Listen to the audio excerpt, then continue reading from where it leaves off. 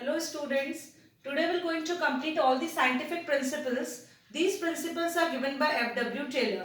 Now you can see that there are total 4 basically principles given by F.W. Taylor. First one is science not a rule of thumb. Now according to this principle, earlier when managers were facing any of the problem in the organization, they were solving on the basis of hit and trial method, and hit and trial method was known as rule of thumb.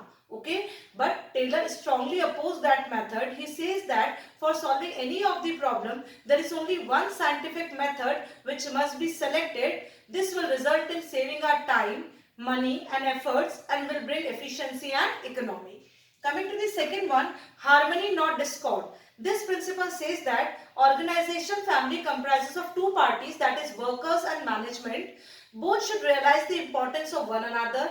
Both should consider as a part of one family, and this requires mental revolution both on the part of workers also and management also, which means transformation of thinking on the part of workers and on the part of management. Now what kind of transformation of thinking is required on the part of management is that management must share the profits with that of the workers, and on the other hand workers must work with discipline and loyalty.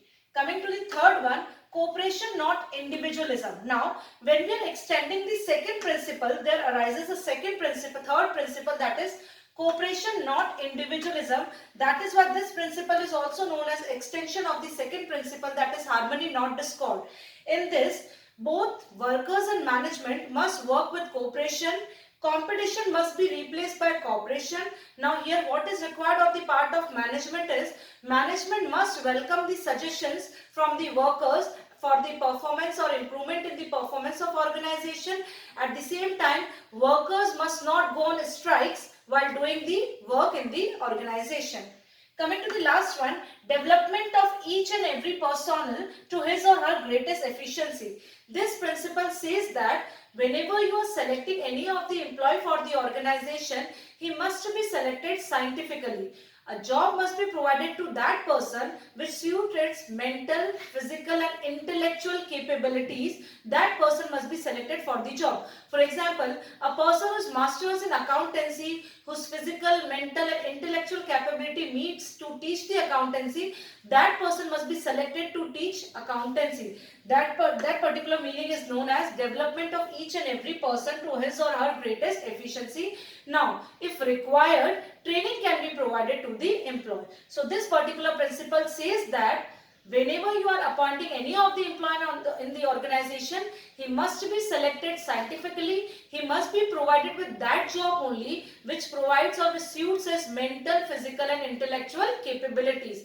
Moreover, if required, training can be provided. Having a quick revision of all the 4 principles, hit and trial method must be avoided and problems must be solved with these scientific methods in order to save time, money and energy. Second one, workers and management must be should realize the importance of each other. Workers must work with loyalty and discipline, and management must share the profits with workers.